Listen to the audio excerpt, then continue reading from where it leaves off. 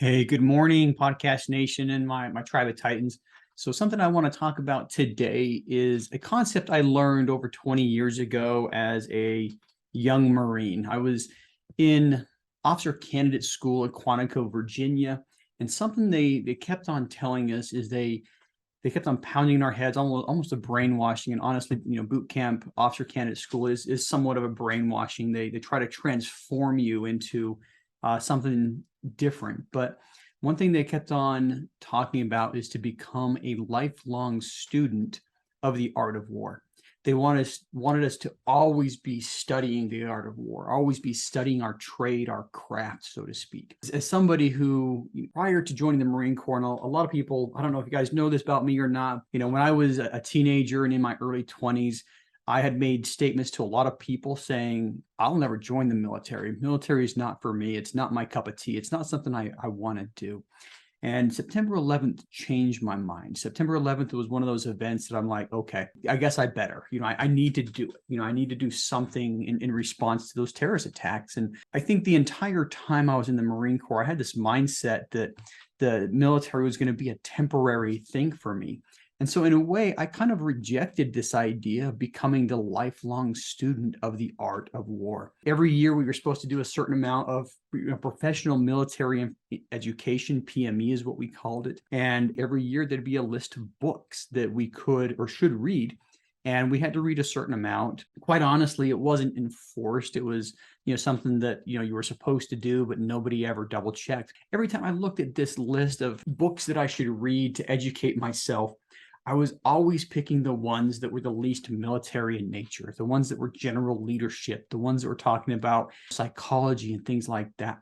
And it was one of those things that I realized that I was never fully all in on being a lifelong student of the art of war. But something that I was fully all in on was being a lifelong student. That's something that I'm going to talk about today, is being that lifelong student. As a real estate investor, there's a lot of things that I've realized that I need to know more about. I think up front, it was just a matter of, yep, real estate, it always goes up, we can explain splits and projections and everything else, but it's a very nuanced field. There's so many things that impact our underwriting, that impact our forecasts, that impact our projections. And there's also a number of things, when we start building wealth and we start looking for, okay, now I'm an accredited investor, how can I best grow my money in my portfolio? Now, I still believe that, multifamily is the best way to do that. But, there's other things that you have to learn and you have to understand, not only for yourself, but to help educate other people and help them understand the differences between, here's what an investment in multifamily does for you versus, an investment in, pick another asset class or asset type. Some of the things that I've realized that, people should know more about in this industry, and you don't have to have a degree in economics or finance or anything like that, but those are really, really good subjects to learn more about. Economics, there are so many things, both on the macro and micro level, so many things that impact our investments, supply and demand constraints, how does supply and demand change things? And when you look in the housing industry, a lot of the pricing is based off of supply and demand. If there is a lack of supply and a lot higher demand than there is supply, prices are going to go up. And so understanding the dynamics between supply and demand and what the supply curves, demand curves look like is important, because you can have a better understanding of how an investment is going to play out over time. Now, something else that's recently been very important is the monetary policy. How the Fed can, what strings the Fed has to be able to affect the economy. Right now we are in a high inflationary state. And part of the reason we're in a high inflationary state is the supply and demand. Well, part of it is because the Fed has put a ton of money into the market, and people have a lot more cash than they normally have. And people with a lot more cash want to go out and buy stuff. The problem is the supply has not kept up with demand. So there's a supply and demand imbalance. And that's a large reason why there's inflation right now. And so what the Fed is trying to do is cut down on the demand. They're raising the interest rates. They're bringing, increasing their balance sheet to keep less money in circulation and make it harder for people to get free money from banks and whatnot. But they're trying to reduce the demand to bring that inflation down. When you look at monetary policy, the Fed has a couple of tools in their toolbox that they can use. Understand how those tools affect the larger economy. I will say it's very nuanced. I've been listening to a lot of economic podcasts in the last couple of weeks. For everyone that's predicting a really, really deep recession, you've got another one saying, I think the worst is behind us. But it's very nuanced, and a lot of things go together. Going along, different things, different investment types is something else that I think every investor, everyone who calls himself an investor, should understand. I mean, you should be an expert in your trade. You should be an expert in multifamily. But once you're an expert in multifamily, start learning about other ways to invest. That's going to really help you be able to talk to the more sophisticated investor crowd.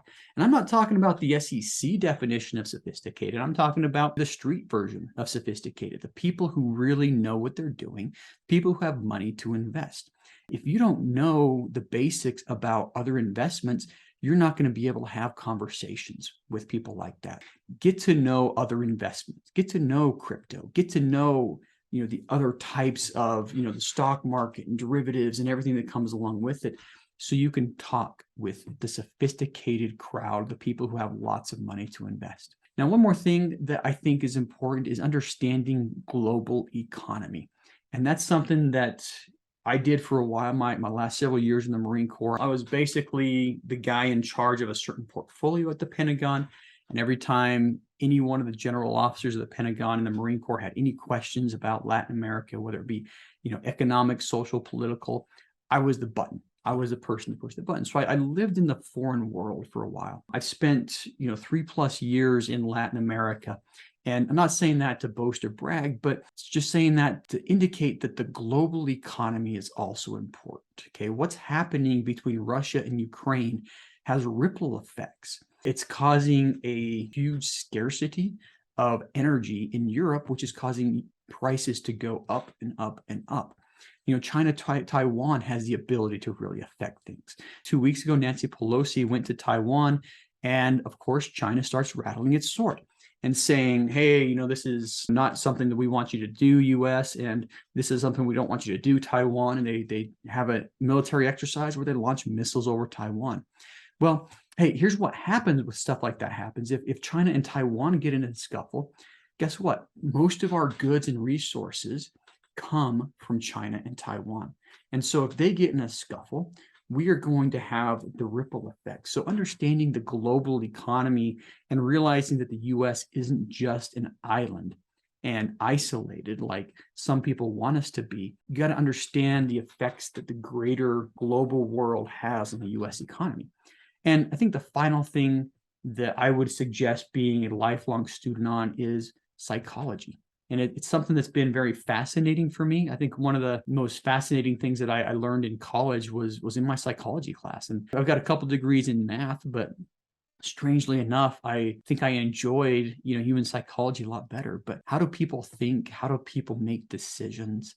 Because, we have investment opportunities, and in a way we are selling our investment opportunities to people. We're selling ourselves too. But we got to figure out if you want to make a business in multifamily, if you want to be syndicating and raising capital from other people and negotiating with other people, you have to understand how other people think and how they make decisions. End of the day, become a lifelong student in multifamily, become a lifelong student in the economy, become a lifelong student in investments, and become a lifelong student in human nature. And you'll do a lot better in this business. That's it for today. We'll talk later. Hey, if you like that episode, make sure you hit that subscribe button. But more importantly, if you haven't joined our multifamily educational community, the Tribe of Titans yet, you are missing out. So get yourself 30 days free by clicking the link below in the description, or go to thetribeoftitans.info, and we'll see you there.